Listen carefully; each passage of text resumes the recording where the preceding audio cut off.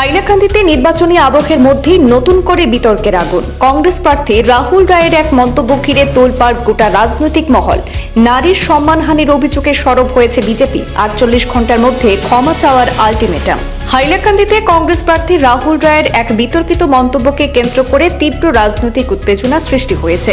গতকাল মঙ্গলবার জেলা কংগ্রেস ভবনে আয়োজিত সাংবাদিক সম্মেলনে বক্তব্য রাখতে গিয়ে তিনি ঘুষ পদবীর এক মহিলার প্রসঙ্গ তুলে ব্যক্তিগত এবং গুরুতর অভিযোগ আনেন। তবে সেই অভিযোগের পক্ষে কোনো প্রমাণ উপস্থাপন করতে পারেননি তিনি। আর এই ঘটনাকে কেন্দ্র করে রাজনৈতিক মহলে শুরু হয়েছে ব্যাপক সমালোচনা। বিশেষ করে একজন মহিলার নাম উল্লেখ করে তার চরিত্র নিয়ে মন্তব্য করাকে অনেকেই অনৈতিক এবং নিন্দনীয় বলে অভিহিত করেছেন। এদিকে রাজ্য বিজেপির উপসভানেত্রী মুন স্বর্ণকার এই ঘটনাকে অগণতান্ত্রিক এবং মহিলাদের সম্মানহানিকর বলে তীব্র প্রতিক্রিয়া জানিয়েছেন। তিনি বলেন, যে পরিবারের নারী শক্তিকে মা বাসন্তী রূপে পূজা করা হয়, সেই পরিবারেরই এক ব্যক্তি এভাবে একজন নারীর চরিত্র হনন করেছেন। এটি অত্যন্ত লজ্জাজনক। অন্যদিকে হাইলাকান্দি বিজেপির সভানেত্রী শুভ্রা চৌধুরীও এই ঘটনাকে নারী বিরোধী মানসিকতার বহিঃপ্রকাশ বলে উল্লেখ করেন। তিনি বাসন্তী মায়ের কাছে এমন অসুর শক্তির দমন কামনা করেছেন।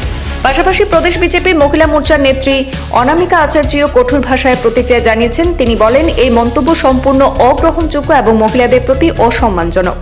আগামী 48 ঘন্টার মধ্যে যদি রাহুল রায় প্রকাশ্যে ক্ষমা না চান, তাহলে মহিলা সংগঠনগুলি রাজপথে নেমে বৃহত্তর আন্দোলনে সামিল হবে বলে জানিয়ে দেওয়া হয়েছে। এই ঘটনা ঘিরে হাইলাকান্দির রাজনৈতিক পরিবেশ বর্তমানে ক্রমশ উত্তপ্ত হয়ে উঠছে। আজকে আমাদের বাসন্তী পূজার 6ম দিন, বেল ষষ্ঠী। আমরা সবাই মা দুর্গাকে, মা শক্তিকে আরাধনা করছি, শীতলা মাকে আরাধনা করছি। এবং যেই কংগ্রেসী ব্যক্তি আজকে নারীর নামকে কুলসিত করার অপচেষ্টা করলেন, সেই ব্যক্তির বাড়িতে কিন্তু দেবীর পূজা চলছে।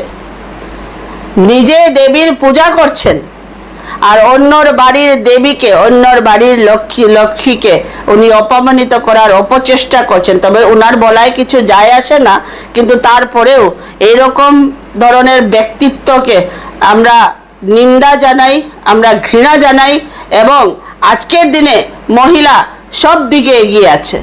আজকে প্রত্যেকজন মহিলারা আমরা নিজের বাড়ি ঘর সংসার চালিয়ে আজকে রাজনীতিতে আসছি, রাজনীতি করছি। প্রত্যেক জায়গাতে আপনি দেখবেন মহিলা এগিয়ে যাচ্ছে। আমাদের সরকার মহিলাদেরকে এগিয়ে যাওয়ার জন্য বিভিন্ন ধরনের ব্যবস্থা দিচ্ছে। আর তার মধ্যে ওনার মতন একজন ব্যক্তি, এটা তো ঠিক আছে যে কংগ্রেস নিজের রাজনৈতিক মুনাফার জন্য যতটুক পারে নিচে নামতে পারে, সেটা আমরা বিগত সময়ে কংগ্রেসের দেখে এসেছি। কিন্তু নিজে একজন মহিলার সন্তান হয়ে, নিজে একজন 2জন মহিলার স্বামী হয়ে, একজন মহিলা বললে ভুল হবে, 2 মহিলার স্বামী হয়ে উনি আবার মহিলাকে অপমানিত করছেন। আমি হিন্দিতে বলে দিচ্ছি, जिसके खुद के घर शीशे के होते हैं, कांच के होते हैं, वो दूसरों के घर पे पत्थर नहीं मारता है। पहले अपना चरित्र देखो, आपका चरित्र क्या है, আপনার নিজেরটা দেখেন, তারপরে অন্যর কথা বলবেন।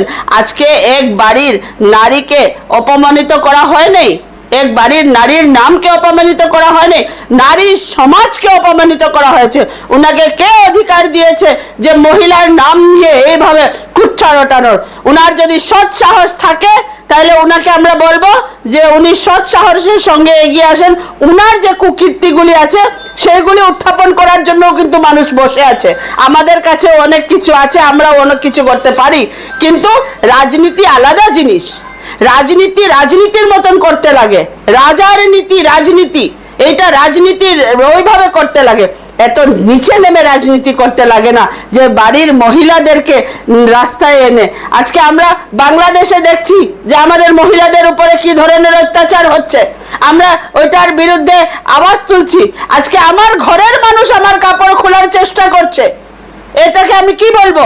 ওদিকে আজকে আপনাদের মাধ্যমে এই ব্যক্তিকে আমি ওয়ার্নিং দিচ্ছি এবং এই ব্যক্তিকে সময় টানা বেঁধে দিচ্ছি যে 24 ঘন্টার ভিতরে যাতে উনি সামাজিক মাধ্যমে এসে আমাদের মহিলাদের সামনে উনার ভুল স্বীকার করেন, ক্ষমা খুঁজেন। নাইলে বেশি দূর যাওয়ার দরকার নেই, হাইলাকান্দির মহিলারা উনি যেইভাবে মহিলাদেরকে অপমানিত করেছেন, খুব তাড়াতাড়ি উনাকে উচিত জবাব দিয়ে দেবেন।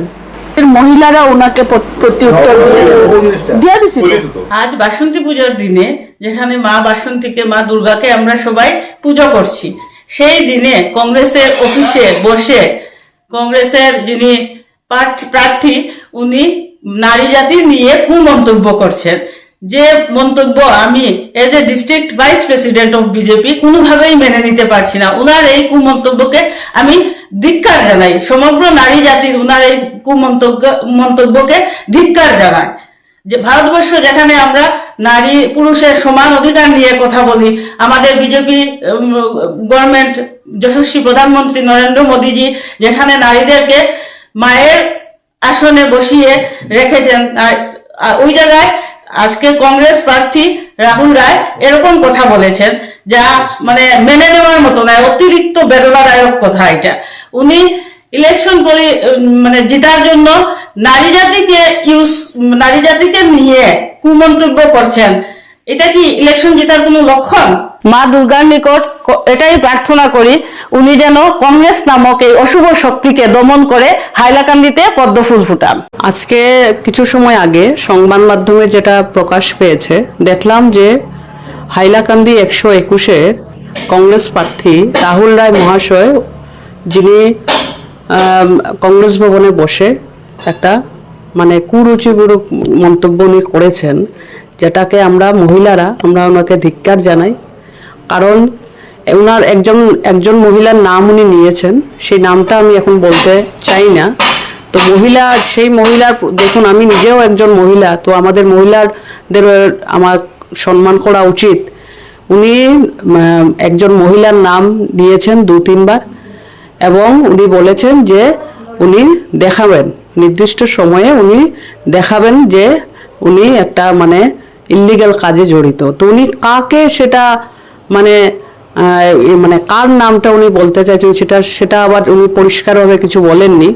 তো সেটা আমি বলবো যে আমি যেহেতু আমি মহিলা মোর্চার হাইলাকান্দি ডিস্ট্রিক্টের অনেক বছর কাজ করেছি, এখন আমি স্টেটের দায়িত্বে আছি, কিন্তু একজন মহিলার নাম নিয়ে এরকম কথা বলা কোনোদিনই উচিত না।